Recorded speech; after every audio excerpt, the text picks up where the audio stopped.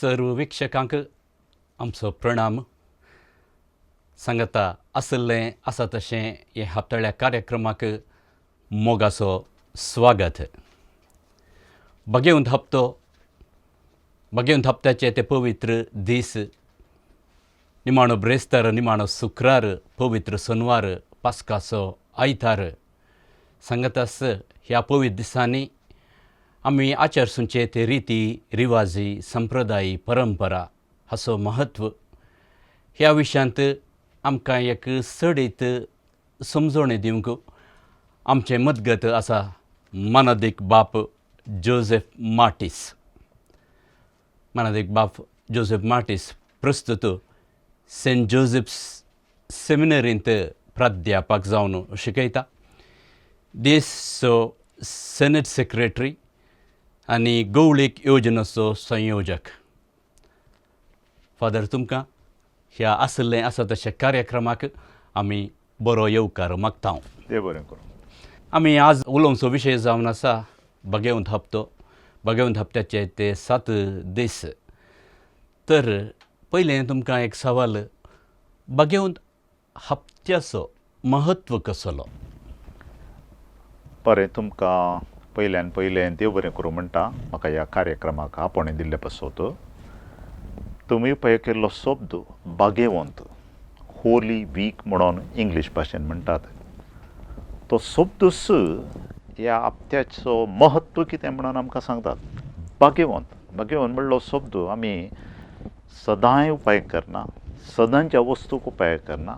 खंयची वस्त पवित्र, खंयची वस्त देवाक लागशिल्ली आसल्याक ह्या वस्तूक आमी भाग्यवंत म्हणटा. देखून हो हप्तो भाग्यवंत ताळयांचो आयतार तावन पास्काच्या आयतारा पर्यंत.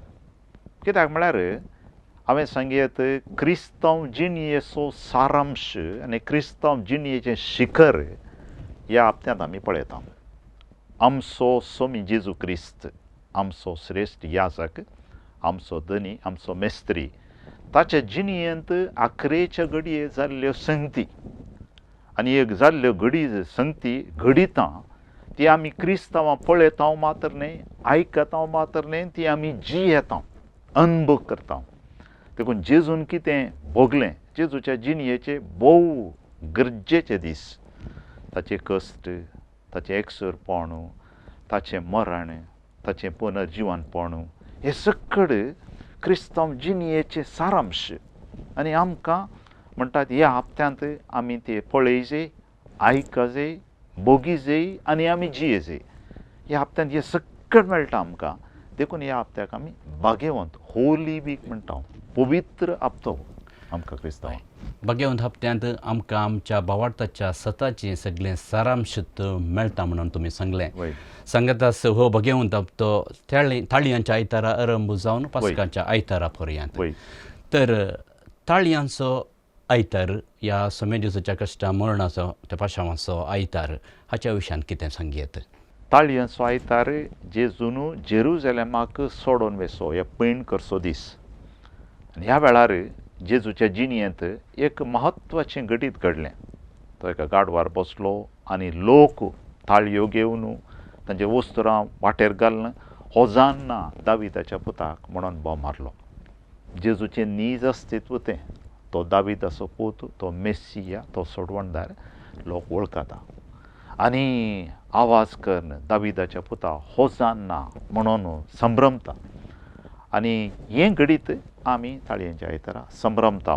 आमी ताळयो काण घेवन, एक ल्हानसो पुरशांव काण घेवन, थोड्या घडयलो पुरशां लांब आसता, थोड्या घडयलो मोठो आसता, तो सांगून होजान्ना दाविदाच्या पुता म्हणलीं गीत गावन, श्लोक गावन आमी मिसा पयलें इगर्जीक येता. ताचे उपरांत आमी मिसाचें बलिदान भेटयता.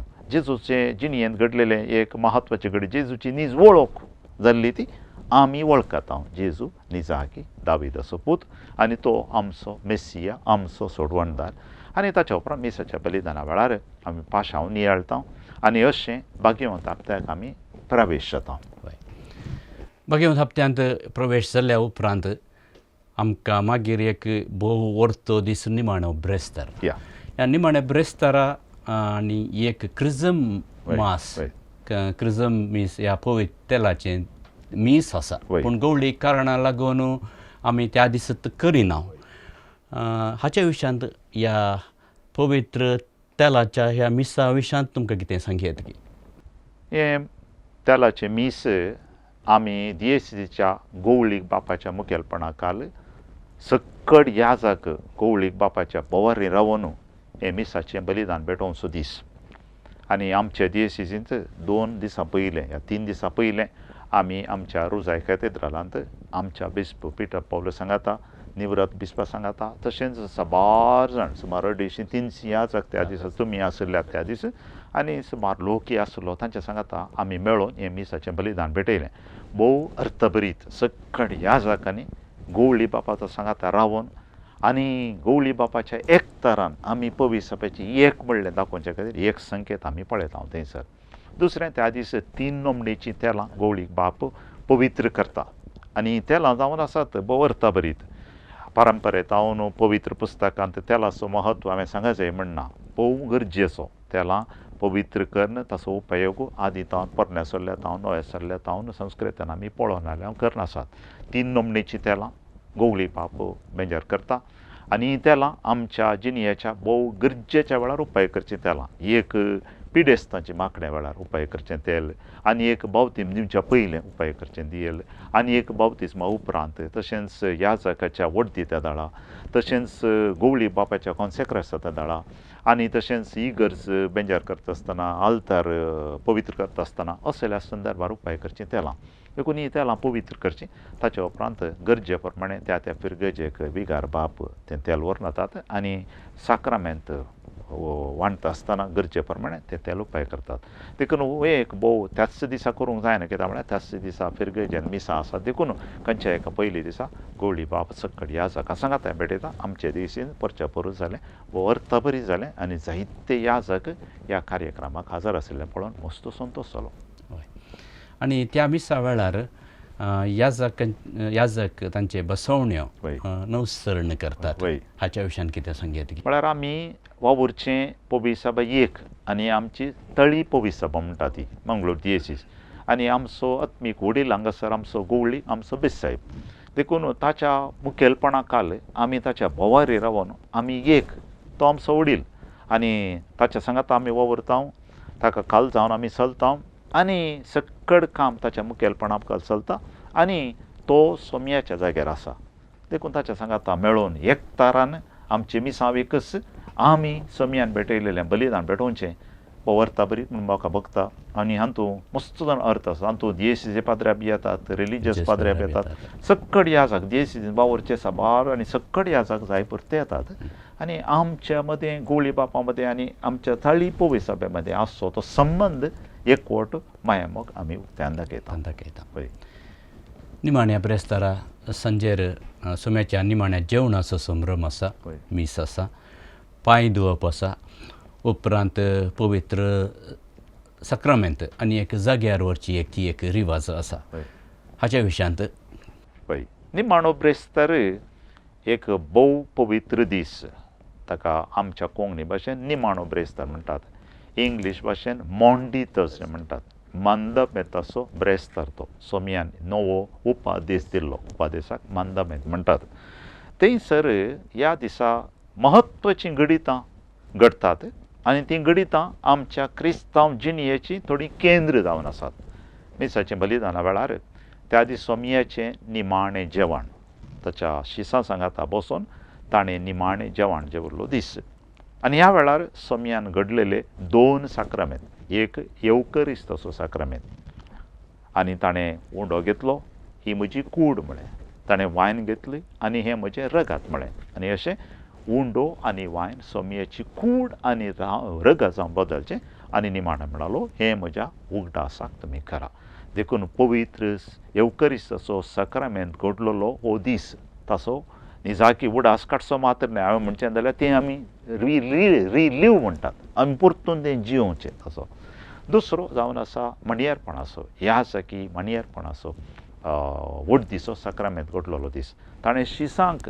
12 जाणां ताच्या आपोस्तलांक आपयलें तांच्या सांगाता जेवण जेवलो आनी म्हळें घेया आनी खाया घेया आनी पियात वांटून घेयात आनी हे म्हज्या उडासाक करात म्हळ्यार तांकां ताणें एका नमण्याची अधिकार दिलो एका वोट दिन एक अधिकार दिता गवळी बापा मुखांतर आमकां वोट मेळची देखून वोट दीस हो सक्रामेंत दिल्लो दीस देखून त्या दिसा सर ह्या जाका वचत उडास काडचें मागणें करचें ही बरी ही संवय आसा आमच्या लागीं आनी त्या दिसा दामून म्हणल्यार बरी ह्या जाका वचत प्रत्येक जाणें मागचें आनी ह्या दोनी सक्रामेंताचो उद्देश एकच सेवा देखून सोमयान त्या दीस दाखोवन दिल्लें दाखोवन दिल्लो आनी एक संकेत जावन आसा शिसांचे पांय धुवचे म्हळ्यार कितें कोण कोणाचे पांय धुता दनयान शिसाचे पांय धुवचे खंय आयकूंक मेळना शिसांनी सेवाकांनी दनयाचे पांय धुवचे हें संवसारार पळोवची रीत आमी पूण सोमयाच्या जिणेंत ताणें केल्लें दुसरेंच ताणें केलें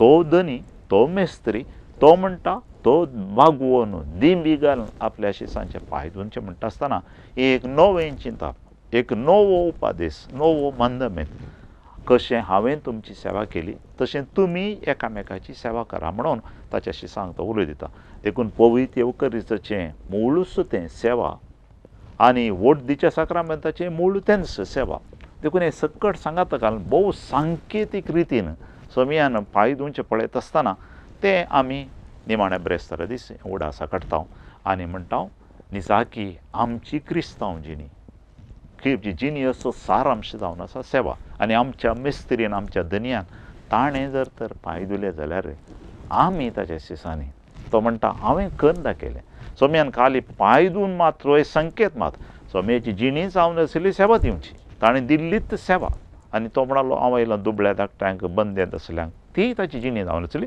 तसो हे संकेत ताणें ह्या पांय धुवच्या रितीन ताणें करून दाखयलो देखून ह्या दिसा तो नवो मंदमेत नवो उपादेश तो आमकां दिता आनी पांय धुवच्या मुखांतर आमकांय एकामेकाची सेवा करचें म्हणून आमकां आपणे दिता भोव अर्थभरीत आनी तशेंच आमकां जिवचे तसले संकेत दिल्लो तो दीस जावन आसा हय आतां हो पांय धुवप ही एक रीत एक भोव एक अर्थभरीत फाटल्या थोड्या वर्सांसर दादल्यांचे मात्र पांय धुताले आतां नव्या आमच्या पाप साहेबान स्त्रियांचे पांय धुवन एक नवेंपण पवित्र सभेंत हाडलां हाच्या विशयांत तुमी कशें एक प्रतिस्पंदन करतात पाप साहेबान सांगलां इगर्ज मातेंत दादले आसात स्त्रियो आसात इगर्ज माता म्हळ्यार आमी एकतारान जिवचें देखून हातूंत दादले स्त्रियो आदलें एक क्रम आसलें दादल्यांचे पांय धुवचें म्हणून आनी तें एक दस्तूर आसलें इट वॉज ए ट्रेडिशन म्हणटात ह्या पाप साहेब म्हळ्यार त्या ट्रेडिशनान दिल्ली बदलावण हाडली दादल्यांचे मात न्ही स्त्रियांचे पांय धुता म्हणटा आसतना तातूंत म्हाका बघता पाप साहेबाचें एक बरें चिंता बी आमी सकड दादल्यो स्त्रियो सोमयाची शीस आनी वो एक फकत एक संकेत ए सायन देखून ह्या संकेता मुखांतर आमी इल्लेशें चड आमचें मन सेवा दिवचें मन दादले आनी स्त्रिये सांगाता घालना पवित्र सभा एकताराचें म्हणल्यार उद्देशान हांव चिंता पाप साहेबान स्त्रियांचे पांय धुवंक सांगल्यात आनी हाच्या वरवीं हांव चिंता सुरवेर इल्लेशें समजूंक इल्लें कस जाता कित्याक म्हळ्यार खंयचें नवें सांवाडटाना सुरवेर इल्लेशें कस जाता पूण आतां हांव चिंता ताचे विशयान कोणी कांय चड उलयनात आनी सकडांनी मानून घेतलां हें एक बरें चिंता म्हणलें म्हणून चिंतलां आनी निमाण्या ब्रेस्तारा पवित्र सक्रामेंत आनी एक जाग्याक व्हरतात विशवाच्या आल्तारीक विशेश आल्ताऱ्याक हाचो अर्थ कसो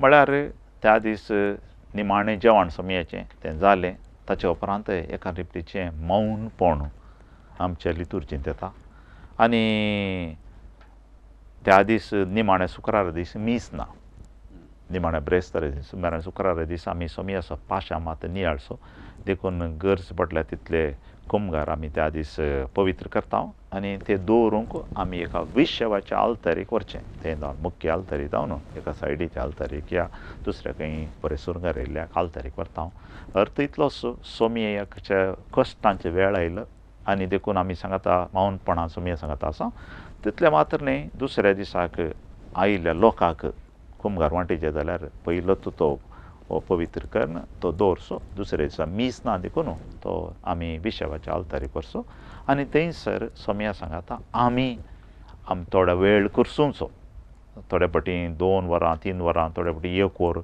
मौनपणान सोमया सांगाता आमी सोमयाच्या एकसूरपणान सोमयाच्या ह्या कश्टांच्या वेळार सोमयाच्या त्या संवसाराच्या निमाणे दिसा कितल्या कश्टान आसलो ताच्या सांगाता आमी करचिता म्हणून आनी आमचें आत्मीक बळ चडयताय म्हणून आमी अंतू ह्या रितीन आमी वांटो घेता. म्हज्या अनुभवा प्रमाणे निमाण्या शुक्रारा व्हड संख्यान एक गरिश्ठ मोफान भक्तीक येवचें निमाण्या शुक्रारा दीस हाका कारण कशें? कारण म्हज्या चिंतपा प्रमाणे हांवें पळयलां तुमी सांगचें तें सारकें कित्याक म्हळ्यार तो दीस आमकां क्रिस्तांवांक एक विशेश दीस. तो एक निमाणो शुक्रार म्हणून आमी कोंकणीन म्हणटा गूड फ्रायडे बरो शुक्रार म्हणून इंग्लिशांत ट्रान्सलेट करचें जाल्यार तो निजाकी एक बरो शुक्रार आनी पवित्र शुक्रार. त्या दिसा सोमयान ताची जिणी आमचे खातीर संपूर्ण रितीन दिल्लो दीस. त्या शुक्रारा दीस सोमी कुर्सार उमळून प्राण करता आनी हें घडीत ल्हानशें घडीत न्ही, हें घडीत आमच्या साल्वासांच्या जिणेंत भोव गरजेचें म्हत्वाचें घडीत म्हूण म्हाका भोगता. देखून हांव चिंततां तें घडीत लोकांक ओडटा. तुमी सांगलें सारकें कित्याक म्हळ्यार उरिल्ल्या दिसांनी येनातलो मनीस एक निमाणो शुक्रार म्हणलें एक मनशाचें एक चिंतपान आसा. निमाणो शुक्रार म्हूण त्या दिसा पुणी हांवें वसा जाय तें एक भोव बरें चिंतप. कित्याक म्हळ्यार त्या दिसा फकत बगणां मात्र न्ही, तो दीस आमकां आमच्या जिणेंत लागसो दीस, अनुभव करचो दीस. देखून एक बरें चिंतप तें सगळ्यांच्या मतींत आसा. निमाणो शुक्रार सोमयान म्हजे खातीर जीव दिल्लो. कोणा खातीर मात्र न्ही, सोमयान म्हजे खातीर जीव दिला, म्हज्या पातकां खातीर तो मेलो. देखून हांवें त्या दीस सोमया सांगता थोडी मिनटां मनी करची जें म्हण मतींत आसल्या वेळार तें समजल्लें म्हत्व समजून लोक येता पडलें तें भोव म्हाका अर्थबरी दिसता. आनी निमाणे शुक्रार परत धार्मीक रिती विधी आसात. कुर्सावाड जावंक पुरो, कुर्साचें भजन जावंक पुरो, मागीर वेगवेगळ्या गरजां खातीर आमी मागचें, हाचे विशयान कितें सांगयात? निमाणे शुक्राराची रिती हांवें सांगचें भोव अर्थबरीत. मीस ना त्या दीस पूण भोव अर्थबरीत. सोमी कुर्सार उमळोन प्राण करून आमचे खातीर जीव दिल्लो दीस. देखून सोमयाची कुर्सा वाट, सोमी कुर्सार उमळच्या पयलें ताची एक कुर्साची वाट आसली. 14 आमी करित्माच्या वेळार नियाळ करनासता कितें पुराय जालें. सोमयान ताच्या मरच्या पयलें खंय ताका कुरिस्ताच्या खांद्यार दिवन आपूण व्हेलो. वाटेर कितें पुराय जालें म्हूण कुर्सा वाटेन आमी समजता. देखून सोमयाचें पैण तें मरणाच्या जाग्यार अशें पैण करचें.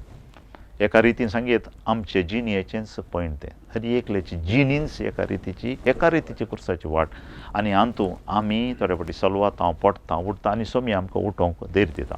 देखून निमाणो शुक्रारा दीस साबार भक्तीचे रिती आसात, अर्थबरीत रितीचे रिती आसात. देखून पयलें आमी याजाक त्या दीस येवन साश्टांग नमस्कार करता मौनपणान. आमी सोमया मुखार संपूर्ण रितीन खालते जाता आनी मौनपणान ते येतात. त्या दिसा आवाज ना, आवाज येयलो म्हणून मौनपण सोमयाच्या ह्या कश्टांत मौनपणान आमी वांटेली जाता. ताचे उपरांत आमी वाचपां वाचता आनी वाचपाचो एक प्रमुख वांटो जावन आसा पाशांव. थोड्या इगर्जेनी कंतारा मुखांत्र म्हणटात, भोव आयकताना खुशी जाता. ह्या वाचून तो पाशां वेळार सोमयाच्या निमाणे घडये कितें पुराय जाल्लें चीत दिवन आयकता आमी त्या दीस. सोमयाच्यो निमाणे घडयो कश्यो आसल्यो पाशां. आनी त्या दीस एक शर्मा वाचता आनी निमाणे शुक्राराचो शर्माव सडावत आमी आयकता. कित्याक म्हळ्यार तो शर्माव भोव अर्थबरीत, इल्लो लांब आसूंक पुरो पूण त्या दीस अर्थबरीत आनी लांब आसा त्या शर्माव. ताच्या उपरांत आमी सर गरजां पसत मागता. ते जावन आसात ग्रेट इंटरसेसरी प्रेयर्स, गरजां पसत मागचें. सुमार 10 जाण आसात.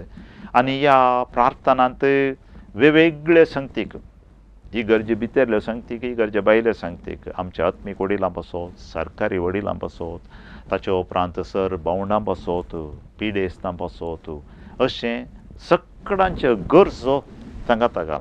सगळ्या संवसाराचे पवित्र सभेच्यो गरजो सांगाता घाल. ही एक महान प्रार्थना. सोमया लागीं आमी विनंती करची, उपकार मागचो. आमी तुज्या कश्टांत वांटेले ताताना सोम्या आमची बिरमत पाव, पवी सभेची बिरमत पाव, सगळ्या संवसाराची पाव, वडिलां एकवटांत आसचे बरी सगळ्यांनी देखून ह्या महाप्रार्थनांत आमी त्या दीस एका व्हडल्या रितीन म्हणल्यार बरी महाप्रार्थना आसा करन एक व्हडल्या रितीन म्हणल्यार बरी एका उंचल्या रितीन म्हणल्यार बरी ही महाप्रार्थना आमी मागणी करता. ताचे उपरांत पवित्र कुर्साचें भजन आसा. कुरीस फाटल्यान दवरतात, तो हाडटात, एक एकच कुर्साचे उक्त करतात आनी निमाणें कुरीस मुखार हाडून कुर्साचो आमी उमोकाण घेता. ह्या दिसांनी ह्या कोरोना पिडे वरवीं आमी लागीं वचून उमोकाण गेले कस जातात, पूण नातल्यार आमी साश्टांग नमस्कार करन कुर्साक आमी भजन करता. म्हळ्यार कितें अर्थ, सोमी मेल्लो कुरीस, कुरीस हांवन आसा आमच्या सोडवणेचो संकेत. आमकां क्रिस्तांवांक आमचो संकेत तूं कुरीस पळयलें लक्षण हांगासर क्रिस्तांव आसात आनी आमकां हर एकल्या क्रिस्तांव आमच्या गळ्यांत एक कुरीस आसता, थोड्या फावटी बॅगांत एक कुरीस आसता, हर एक कोवेंतां जावं दी, इगर्जी जावं दी, खंय गेल्यार कुरीस एक आमचो संकेत. देखून त्या कुर्साक आमी पळोवचें त्या दीस आनी म्हणचें सोम्या ह्या कुर्सार तो कळोन मेलोय आनी देखून आमचो संकेत जावन कुर्साक आमी नमस्कार करचें त्या दीस. ताचे उपरांत त्या दीस मीस ना देखून आदले दिसा बेंजार केल्लो कुमगार हाडचो आनी त्या दीस आमी कुमगारान वांटेली जावचें आनी ताचे उपरांत निमाणें एका रितीन म्हणल्यार बरी मौनपणान म्हणल्यार बरी आमी इगर्ज सोडून ह्या थंय इल्लो वेळ बसोवन मौनपणान म्हणल्यार बरी इगर्ज सोडून वचचें. देखून हो निमाणें शुक्राराची आख्खी रीत कुर्साचेर आनी ह्या कुर्साच्या मेल्ल्या कुर्साचेर मेल्ल्या सोमयेचेर आमी कोंचोवची. आतां इस्टर विजिलाक या आमी वय पास्कांची जागरणाची रात वय आनी ही पास्कांची ही जागरणाची ही विधी आमी केदाळा संभ्रमूंक जाय. ती सांज जाल्या उपरांत काळोख जाल्या उपरांत आमी संभ्रमता. इस्टर विजील म्हणटात ताका. देखून इस्टर जावन आसा आमकां पुनर्जिवनपण. आमी निमाण्या ब्रेस्तारा सोमया सांगात आसल्या शुक्रारा ताच्या कश्टांत ताच्या मरणांत वांटिले जाल्या, पूण जेजू मेलो, जेजू जिवान जालो. आमच्या भावार्थाची उसारणी ती जेजू जिवान जालो. देखून हें जिवान जाल्लो संभ्रम आमी त्या हालेलुयाच्या सणवार राती आमी आचरण करता. आनी अर्थभरीत लितुर्जीक रिती ह्या हालेलुयाच्या सणवार आसात, भोव अर्थभरीत. ताचे पैकी एक जावन आसा उजो, उज्याचेर आशिर्वाद आनी ताचे मुखांतर पास्काची वात, व्हडली वात. त्या दीस व्हडली वात आनी त्या वातीक ते उज्यात हांव वातीक आमी वात पेटयता आनी ती वात जावन आसा संकेत सोमींच हांव जावन आसा उजवाड सोमयान म्हणलो. ती वात जावन संकेत. देखून पास्काची वात पुरशावर म्हणल्यार बरी आमी करची वता. आनी तुमी पळयला जावं बरो हर एका महासंभ्रमा वेळार पास्काची वात पेटयतात. इगर्जीन एका कोणशें आसता आनी महासंभ्रमा वेळार पास्काची वात तो व्हडलो संकेत. कित्याक म्हळ्यार सोमी उजवाड तो आमच्या सांगात आसा म्हणलें दाखोवन दिवचे खातीर. देखून पास्काची वात आल्तारी लागीं वयल्या उपरांत एक संतोश भरीत महान गीत आसा. लाते भाशेन एक्झुल्टेट म्हणटात, रिजॉयस, उल्हास पाव, संतोश भरीचा एक लांब गीत. आनी त्या गितांत आमची सादारण साल्वसांवाची चरित्रत आसा. कितें परा जालें आदल्या काळार, ताचे उपरांत सोमयान कशें इस्रायल परजेक लागलें, ताचे उपरांत आमकां कशें राखता तें परा ह्या पास्काच्या गितांत आसा. आनी तें उबें रावन आमच्या हातांत वाती व्हरता आमी त्या दीस वात पेटोवन संकेत जावन आमी पास्काचें गीत गायता आनी उल्हास पावता, संतोश पावता. कित्याक आमचो सोमी मेल्लो पुनर्जिवान जाला. ताचे उपरांत मुखार सभार संगती आसात. हय. आतां ताचे उपरांत मुखार सभार संगती आसात म्हळ्यार तुमी पयलें एक 9 वाचपां आसतालीं. आसतली. हाच्या विशयांत कितें सांगयात की 9 वाचपां परमेसरल्याचीं तशेंच नव्या सरल्याचीं 2 वाचप. एक सान पावलून बरयल्लें पत्रांतलें आनी वांजेलाचें. नव्या सरल्यांतलीं सुमार वाचपां आसात, सुमार 7 वाचपां आसतलीं. पोरन्यासरल्याचें उत्पत्ती ग्रंथ ताचे हांव 2 वाचपां, निर्गमन पुस्तकांत हांव 1 वाचप, इजाया प्रवादीत हांव 2 वाचपां, बारूक प्रवादीत हांव 2 वाचपां, एजेकेल प्रवादीत हांव 1 वाचप. हीं वाचपां आमकां आमच्या सोडवणेच्या चरित्रे विशयान उडासा काडचीत आसलीं. पोरन्यासरल्यांत कितें जालें, इस्रायल लोकां मदें आनी देवा मदें कसलो संबंद, कशें इस्रायल परजेक देवान सोडयलें, वेगवेगळ्या हंतांत हांव तांकां बाचाव केलें, कशें इस्रायल परजेक तांकां वासयल्ल्या गांवांक हाडलें कश्टा वेळार रानभरा वेळार कशें देव तांच्या सांगात आसलो हें पुरा चरित्र ती चरित्रां एक ग्रेस्त चरित्र म्हणयत देवा मदें आनी मनशा मदें आशिल्ल्या संबंदा विशयान ही चरित्रां इज्रायल परचे मदें ती आमी उडासा काडची आनी आमी टू रिलीव परतून आमी ती जिवंक देखून ही वाचपां आमकां उडासा काडटात आतांच्या दिसांनी पुरा वाचपां आमी वाचिना कित्याक म्हळ्यार आमकां इल्लो वेळाचो अभाव आसा देखून आनी लांब जाता देखून गरजेचीं 3 या 4 वाचपां वाचता आनी अशें उडासा काडटा आनी हेर एक वाचप जाल्या उपरांत एक श्लोक म्हणटात ताचे उपरांत एक किर्तन म्हणटात आनी एक मागणें म्हणटात तशें वाचपां आमकां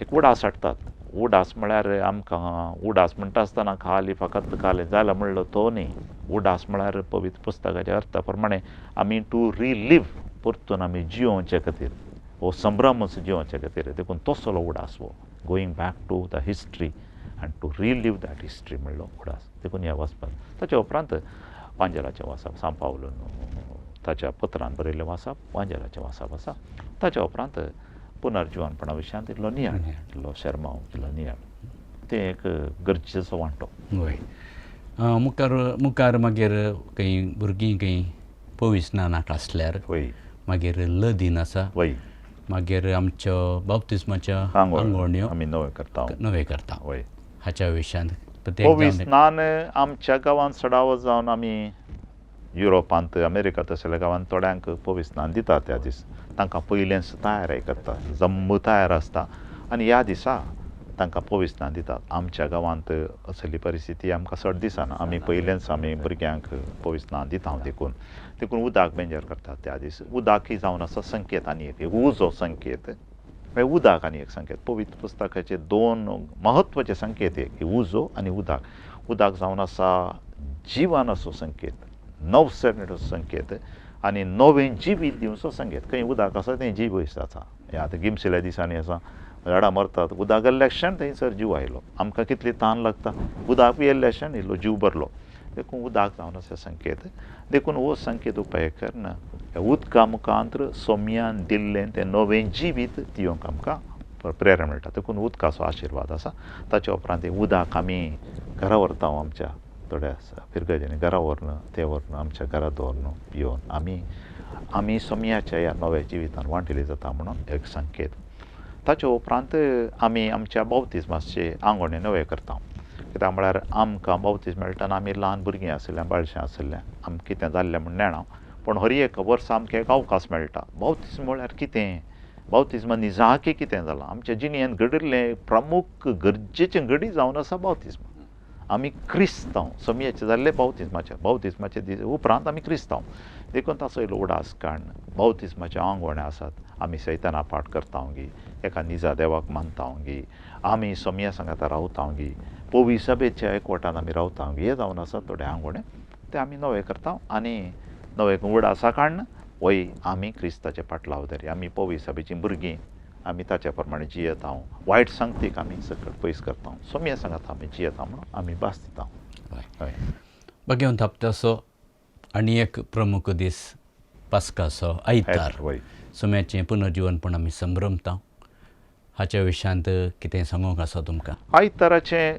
आमी आलेलुच्या शनवारा सडावत रितींत गरजेचे विशय आमी नियाळता ते जियेता देखून पास्काच्या आयतारा मीस आसा तांच्या बरी आनी ताच्या उपरांत पास्काच्या वेळार आमी करेस्माच्या वेळार आलेलुया म्हणलें गायन करिनातले आतां पास्काच्या वेळार तें आलेलुया म्हणलें व्हडल्यान उसारता आनी तें गीत गाता आनी संभ्रामीक रितीन मिसाचें बलिदान भेटयता आनी अशें सोमी आमचो जिवान जाला संतोश परिस्थितीत इगर्जी घेवन मिसाचें बलिदान भेटयता वांटेली जाता ताच्या उपरांत घरा वचूनी त्या फेस्तास येयल्लें आचरण करता आनी गरजेच कित्याक म्हळ्यार सोमी जिवान जाला आमचो सोमी आयिल्लो आमकां मरण हाडणें तो जिवीत हाड पूण कुर्साच्या मरणा मुखांत ताणें आमकां जिवीत हाडलां देखून पास्कोचो आयतार कोण एकलो बरयण्यार बरयता that is should be the queen of all the feast म्हणटात म्हळ्यार सक्कट फेस्तां पैकी एक गरजेचें प्रमुख उंचलें फेस्त जायचें म्हूण सांगता आनी थोड्या संगतीन पळयतना वय कित्याक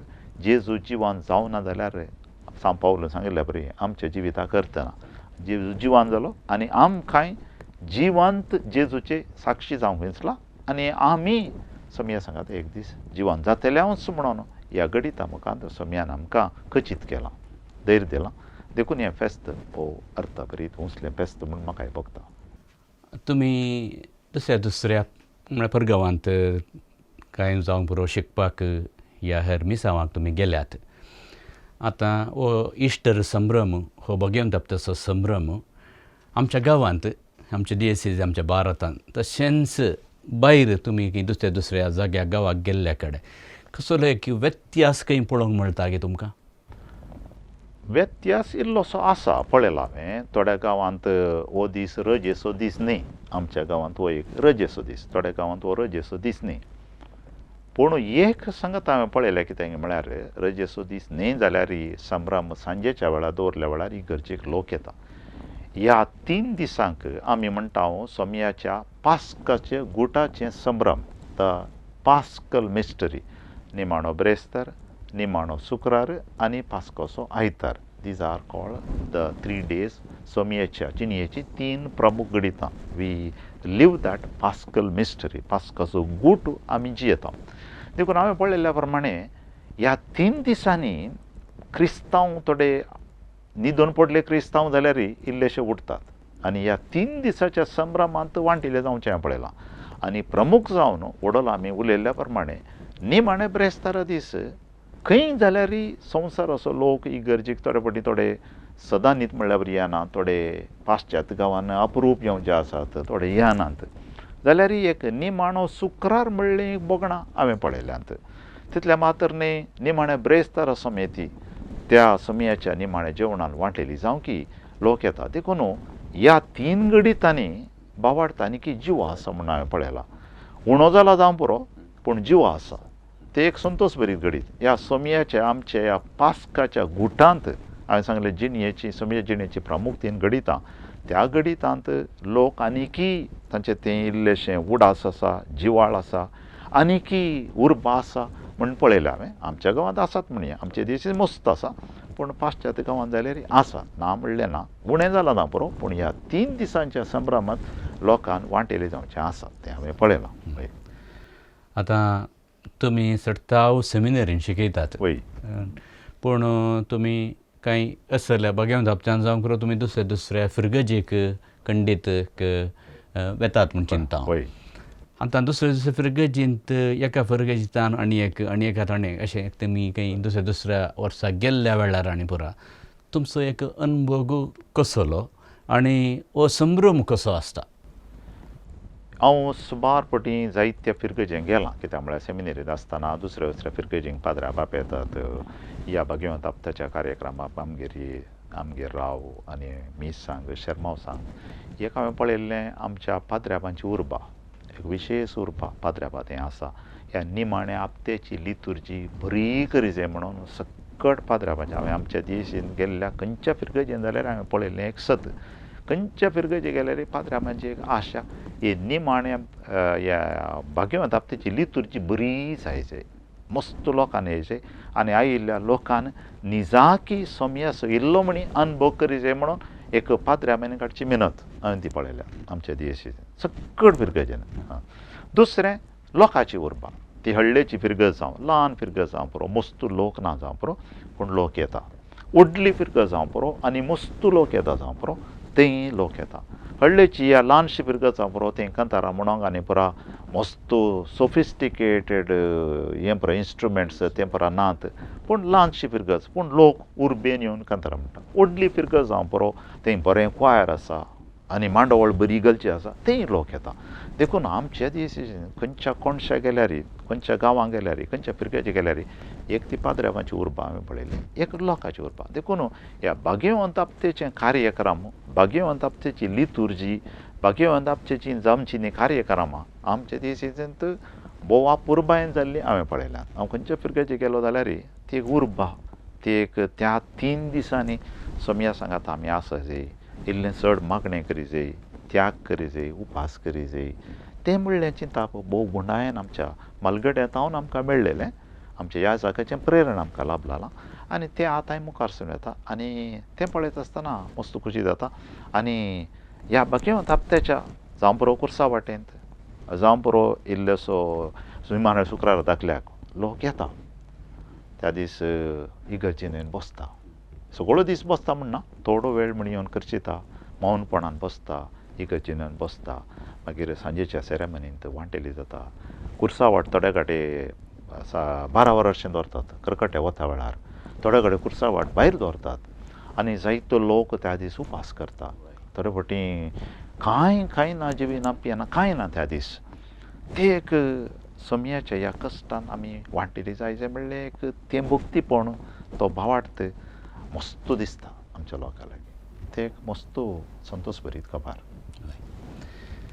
आतां हो सोम्या जेजूचो हे पुनर्जीवनपणाचो हो मिस्तेर आमच्या जिवितांत हे कार्यग्रत कसो करचो म्हळ्यार तें सोम्याचें पुनर्जीवनपण आमी आमच्या जिवितांत कशें जियोवचें सांत आगोस्तिनान सांगल्या बरी we are the Easter people and hallelujah is our song हाच्या विशयांत म्हळ्यार हें आमी कशें आमच्या जिणेंत हें सोम्याचें पुनर्जीवनपण अर्थ कणखणीन जिवेत हांव चिंता एक गरजेचें सवाल बरें सवाल सुलाभ ना जाप दिवंक हें जियोवचें आमकां सगळ्यांक ताळ पडटा आनी तें सांगलेली तुमी सांगली we are a Easter people आनी हें आतांचो पाप साहेब आमकां परतून परतून दामन म्हणल्या बरी सांगता आमची क्रिस्तांव जिणी संतोश बरी जायची आमी रोडकुरे क्रिस्तांव जावन वचूं जॉयफूल क्रिश्चन्स तो संतोष भरीत क्रिस्तांव म्हणलो शब्द वेगवेगळ्या संदर्भार आतांच्या पाप साहेबान उसारला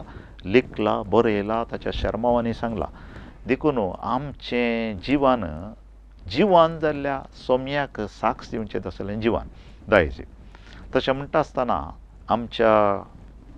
आमच्या गांवांत आमच्या परिसरांत आज एक बरें धैर्यादी क्रिस्तांव जावन जिवंक तितलें सुलाभ न्ही मस्त पंतवान आसा चॅलेंज आसा कित्याक म्हळ्यार एका रितीचें मोड आमचें तें आयिल्ल्या बरी आमकां भोगता आज आमची भक्त उसारूंगी भावार्थ उसारूंगी या आमी प्रावातपणाची मालां उखलून धरूंगी आनी सोम्यान शिकयल्लें चिंताप आमी लोकांक दिता आसतना तें म्हणटा आसतना इल्लेशे कश्ट तितलें सुलाभ ना पंतवानां मसतात पूण पाप साहेबान सांगिल्ल्या बरी वी आर हें सांगिल्लें we should be like Easter people संतोश बरी जायचे आमकां पळोवन जेजूनी जाकी जिवन जाला हे क्रिस्ताचें जिवन जाल्ल्या क्रिस्ताचें हे शिस्त जिवन जाल्ल्या क्रिस्ताचें बरी खबर काणून हे वेतात देखून सुरविल्ल्या पविसाबेनी आमी पळयता आपोस्तल एक फावटी जेजू जिवन जाला म्हणल्या उपरांत कळ्ळ्या उपरांत तांकां दुसरें पडोवन दवरना तूं म्हाका आमकां धरतात आमकां मारतात आमकां क्रूर मंजर तेच्या हातान दितात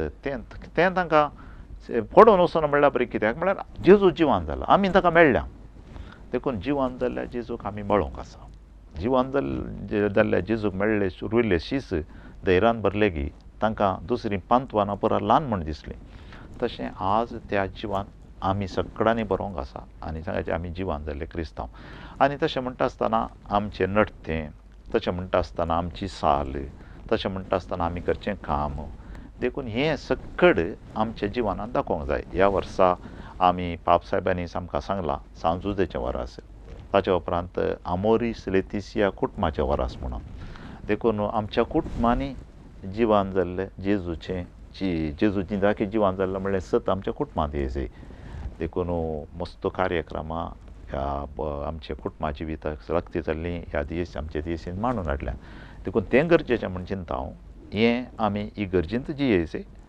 लितुर्जीन भोव रितीन आमी वांटेली जाता संतोश बरी तें बरी खबर आमी घरांत जियेचें ताच्या उपरांत वाड्यांत फिरगेचेंत आमी खंय काम करता सक्कट जाग्यार देखून जिवांत क्रिस्ताचें शीस आमी जिवांत क्रिस्ताक परगडचें आमी जिवांत क्रिस्ताक आमचे जिणये मुखांतर आमी दाखोवन दिवचें आनी हे जिवांत क्रिस्ताची बरी खबर परगडचें शीस म्हणून आमच्या उतरांनी हांव चिंता आनी ताचे वनिसड आमच्या करण्यांनी जावं पुरो आमच्या एकवटा मुखांत आमच्याच कुटुंबांत वाड्यांत फिरगेचेंत हेर जाग्यान दाखोवन दिवचें बऱ्या करण्यांनी आनी पंतवान आसात पूण एक फावटी क्रिस्त आमचे लागीं आसा म्हणटा आसतना तो आमकां सोण घालिना तो आमकां धैर्य दिता बळ दिता देखून तुमी विचारलें सवाल गरजेचें तें आमी सगळ्यांनी जियोवंक आमी येयल्ल्या प्रयत्न चड करीचे म्हूण म्हाका भोगता सोम्याचें जिवनपण जर तर आमकां ते बगलान तर आमी शिसां बरी जाताले वय वय देरेदीक जाताले जातालें. आमकां दुसरे खंयचेंय पडोवंक वचचें ना वय. पूण सोम्याक साक्ष जावन जियोवची ते एक व्हड पंथ आव्हान आज आमकां आसा म्हणलो एक संदेश तुमी आज दिला. वय भगवंत हप्त्या विशयांत निमाण्या ब्रेस्तारा विशयांत निमाणे शुक्रारा विशयांत पास्काच्या जागरणाच्या विशयांत तशेंच पास्काच्या आयतारा विशयांत एक सुडाळेन बस एक विस्तार रितीन एक सगळ्यांक समजोवचे बरी तसो तांचो एक महत्व तुमी आज हांगा येवन विवरून दिल्ल्या खातीर फादर तुमकां आमी देव बरें करूं म्हणटा. तुमकां बागी पास्कां फेस्त मागता. देव बरें करूं तुमकांय हो भगवंत हप्तो तुमच्या जिणेंत बरो जावं दी तुमकां तुमच्या घरा रावच्या सरफ्रादांक आनी म्हाका ह्या संदर्भार तुमगेर आपोवन म्हजे सोडो इल्लो अनुभव तुमच्या सांगात वांटून घेवंक म्हाका आपण दिल्या खातीर देव बरें करूं. ह्यो हप्तो आमकां सुमेस्तांक जावं दी भगवंत हप्तो आनी सोमयात हांव दाराळ आशिर्वादां सर लोकांक ह्या हप्त्यांत लाबून दिता आनी प्रत्येक जावन ही कोरोना म्हणली पिडा परतून जिवी जाल्या म्हणलेलें भिरांत आयल्या ती पिडा आमचे जावन पयस वचून आमच्या सकट लोकांक ह्या पिडेंत राखून दी म्हणून म्हजें मागणें आमचे सुमेस्तांचें मागणें तुमकां देव बरें करूं.